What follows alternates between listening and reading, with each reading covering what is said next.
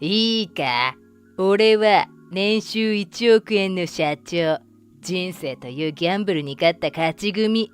お前は片親のもとに生まれたというだけで負け組なんだよ。恨むなら自分の親を恨むんだな。なんだと？合コンで再会した同級生。横柄な口ぶりに俺は憤慨した。そして、そんなことを言って、君の会社がどうなっても知らないからな。とつい言ってしまったのだが。はっ、童貞編がよく言うぜ。勝手にどうぞ。ただし、俺とお前はもう縁切りだからな。もう会うこともねえだろ。社長とニートじゃ住む世界が違うからな。そう言って同級生の鮫原は悪魔のように笑ったのだった。彼の言葉に合コンに出席した他のみんなも笑っている。こんな状況の中、俺はひたすら縮こまって早く合コンが終わることを祈った。俺の名前は太田博士、30歳で独身だ。普段は在宅で仕事をしていて、ほとんど外出することはないのだけれど、今日はなんと合コンに出席することになった。というのも、本来は俺の友人が参加する予定だったのだが、急遽行けなくなったので代理を頼まれたのだ。酒を飲みながら適当にみんなと話をするだけでいいというので参加することにしたのだが、まさかあんなことになるとは思わなかった。合コン会場は都内で最近人気のダイニングバーだった。そこで待っていたのは、あれ？お前、太田？マジか。鮫原。なんと俺を待ち構えていたのは背が高い筋肉質な男。大人になっているが顔を見てすぐに分かった。中学の同級生の鮫原だ。まさかこんなところで一番会いたくない人間に遭遇するなんて。俺は今日この合コンに来たことを後悔した。中学の時から俺は鮫原に対していい思い出が一つもない。彼は俺の家が片親で貧しいことを知ってひどく見下していたのだ。そしてお調子者で目立ちたがりの彼は学校で俺が貧乏なことをネタにしてみんなを笑わせるのだ。しかも彼はクラスの中でボス的な立場だったから誰も逆らうことができず、先生も放任主義で注意などをしなかったために、俺は中学時代ずっとやりたい放題にいびられていたのだ。体操着や靴を隠されるなどは日常茶飯事。みんなが参加すると言って呼び出されたクラス会で、俺だけ嘘の時間と場所を教えられてぼっちにされたり、など悪質な事件もあった。そして俺が抵抗しないでいると、彼の嫌がらせはますますエスカレートしていったのだ。ある時、クラスの中で財布や女子の下着がなくなることがあって、鮫原はクラス全員の前で、ほら、犯人は太田に決まってる。あいつ、家が貧乏だから取ったんだぜ。なんてまくし立てたのだ。後で分かった話だけど、クラスの盗難事件は、鮫原が俺に罪をなすりつけていびるためにわざと仕組んだらしかった。鮫原の実家は社長一家で裕福。学校に対して多額の寄付をしたこともあるらしく、先生たちも鮫原に対して強く注意ができなかったらしい。まったく今思い返せばひどい話だ。その後、実家が裕福な彼は東京のエリート高校に進学。対照的に俺は中卒で働き始めたのだった。それ以来彼とは連絡を取っていなかったし、俺は彼が大嫌いだから接触しようとも思わなかったのだけれど、まさか合コンで同席なんて悪夢のようだった。だけど代理できた手前帰りますというわけにいかない。俺はニヤニヤ笑っている鮫原と一緒に店に入った。合コンのメンバーは都内の企業に勤める女性数名と鮫原の友人たちだった。会食が始まり、一人ずつ自己紹介が始まったのだが、鮫原さんってあのブルースワン社の社長なんですか？女性たちが喜びの声を上げる。ああ、実は数年前に親父の後を継いで社長に就任したんだ。得意げに語る鮫原。まさにエリートといった感じだ。それじゃあ年収は？まあ1億円くらい余裕だな。キャー、すごい。女性たちは鮫原に大はしゃぎだ。男性たちからも称賛の声が上がる。彼はみんなの反応に気をよくして、今日は俺のおごりだからじゃんじゃん好きなもの食べていいよ、なんて言って場を盛り上げた。そしてその後も順に自己紹介をしていき、俺の番になったのだが、はじめまして、太田博と言います。普段は自宅で仕事をしています。俺のパッとしない自己紹介に、ブハハハ、なんだそりゃ。おい太田、お前中学の時から陰キャで将来性なさそうだったから心配していたけど、マジでニートになっちまったのか？鮫原がヤジを飛ばした。いや、ニートじゃないよ。ちゃんと仕事は、説明しようとしたが、じゃあ年収は？200万だけど。すると周りのみんなからどっと笑いが起こった。ブハハ、年収200万とか本当に大人？学生のバイトの方が稼いでるんじゃねえの？ほんと、それニートと変わらないくらい低収入じゃない？友達は社長なのに自分はニートだなんて恥ずかしい。さすがに30歳で年収200万はねえよな。皆俺のことを見てゲラゲラ笑っている。女性陣から品縮を買ったのはもちろん、鮫原の友達の男性たちからも見下されてしまった。まるで晒し者状態だ。あっという間に俺は窮地に落とされてしまった。よーし、こうなったら今日はとっておきの暴露話をしてやるよ。みんなの反応を見て、お調子者の鮫原は余計なことを言い始める。おい、やめろよ。忠告する俺の話も聞かずに、中学の時からさ、こいつボンクラの陰キャのくせに給食の時だけは元気になってよ。休みの生徒がいて給食が余る時は一人で 2,3 人前食ってたんだよ。がめついだろ。やめろよ。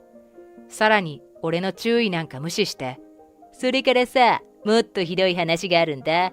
子供の頃よくコンビニ近くでこいつがうろうろしているのを見たんだよ。それで何やってんだろうと思ったら廃棄弁当を漁ってたんだ。マジホームレスみたいでキモかったわ。さすがにこの話は頭にきた。うちは母子家庭で貧しかったから、俺はいつも腹を空かせていて、学校の給食が頼みの綱だった。だから給食が余った時はおかわりをもらってたくさん食べていたのは本当だ。だって家に帰っても何もないのだから。それにコンビニの件も、うちの母は飲食店やバーなどいくつもの仕事を掛け持ちしていて、コンビニのバイトもその一つだった。そのコンビニのオーナーさんが俺たち親子が貧乏なことを知って、廃棄弁当が出るときは俺たちにくれていたのだ。ゴミを漁っていたわけじゃないし、こちらだってやむを得ない事情があったのに。それを面白おかしく言いふらす鮫原に腹が立って仕方がなかった。だけどそんな俺の事情なんてみんな知ったこっちゃない。彼が大声で話すせいで、隣のテーブルの人たちまで俺の顔を見て笑っている。怒りと恥ずかしさで顔が真っ赤になった。だけど俺が怒ったのを見て取ると、鮫原はますます調子に乗るのだ。そして自分が親の会社を継いで社長に就任し、いかに会社の業績が良くなったか、いかに社員たちから尊敬されているかを声高らかに話すのだった。彼は俺のことを自分の引き立て役としか思っていないらしい。まあ、俺は年収1億円だからな。人生というギャンブルに勝った勝ち組なわけ。お前は片親のもとに生まれたというだけで、親ガチャ失敗の負け組なんだよ。恨むなら自分の親を恨むんだな。なんだと？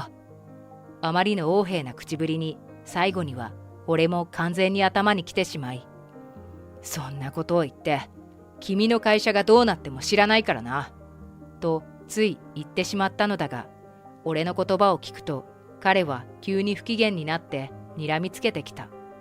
見下している俺に言い返されたのが尺に触ったらしい。はっ、なんだと？何様のつもりだ？到底辺がよく言うぜ。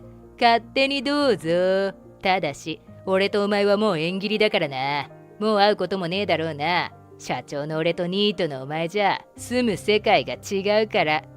鮫原はそう言い、悪魔のように笑ったのだった。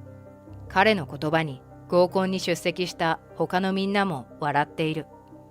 俺はひたすら縮こまって早くこの合コンが終わることを祈った。それから数日後、俺は都内のある会議場に向かっていた。到着するとすでにスーツ姿の人で会場は埋め尽くされて賑わっていた。会議場のホールに入ると、俺は前の方に歩いていく。そして段に上がったのだが、おいおい、ここはうちの会社の株主総会だぞ。お前みたいな貧乏人が何しに来た？呼ばれて振り返ると、そこには鮫原がいた。彼は嫌悪感丸出しの顔をして、ははは、わかったぞ。お前、ついに頭がおかしくなったな。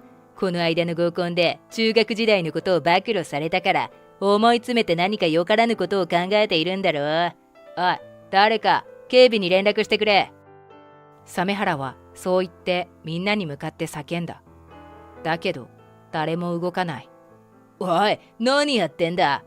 周りの人間の様子に苛立っている鮫原。そんな彼に俺は、誰も動くわけないでしょ。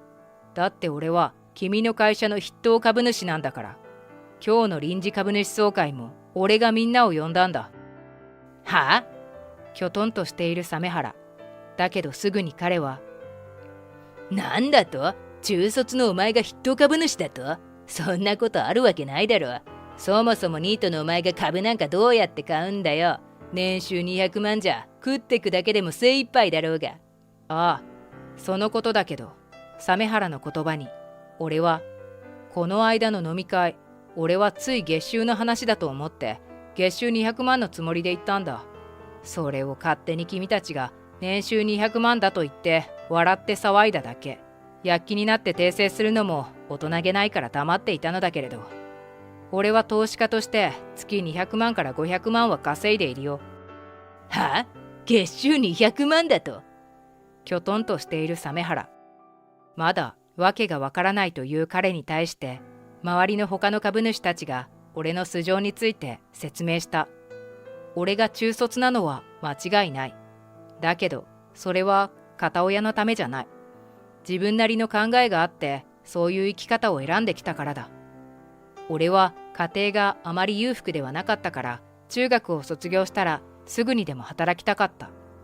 母親は高校くらい行かなければ後で困ると言っていたけれど、俺はそんな時間があったら高卒認定を受けて早く社会に出たいと思い、母を押し切って就職する道を選んだのだ。そして工事現場で働きながら高卒認定を取り、あるベンチャー企業で20代前半まで働いた。ところがある時流行りの風邪にかかり病院に入院することになってしまった。それまでバリバリ仕事をこなしていた俺には衝撃的な出来事だった。またその病気の治療をしている間に社会情勢が不安定になり、自分の今後のことをいろいろ考えるきっかけになったのだ。人生100年もあるのにこのままサラリーマンだけしてていいのかな。こんな世の中だと今の会社もいつまであるかわからない。俺は高卒認定を取ったものの最終学歴は中卒だから、もし会社が潰れれば今のようないい就職先に再び巡り会える確率は大卒の人に比べたら低いだろう。そんな中、病院のテレビで見たある投資家のインタビューに興味を持ち、副業のつもりで自分でも株を始めたのだ。最初は貯めた貯金を元手に少額の投資の練習をした。もちろん当時は普通の会社員だったから時間も限られている。昼休みの短い時間にトレードし、会社が終わった後寝るまで株の勉強をする日々が数年続いた。そして徐々に株の成果も出てきて、数年前に不動産投資が大当たりし、資産が莫大に増えたのだった。そんなわけで今では純資産2億円以上はある。そして去年仕事を辞めて今は投資家として生活しているのだ。実は鮫原の会社の株は投資家の先輩が引退を機に譲ってくれたものだった。それを鮫原は知らなかったのだ。彼は今、真実を知って引きつった顔で俺のことを見ている。俺は淡々と話しかける。そういえば、鮫原社長、この間の合コンの時におかしいなと思ったんですよ。何が？あの時君は女の子たちに自分は年収1億円だって言ったよね。だけど株主への報告書には君の報酬は2000万円ということになっている。この差額は一体何なのかな？いつから君は報酬1億円になったんだ？俺の一言で鮫原は真っ青になった。いや、それは実は他に副業をしていて収入があるんだよ。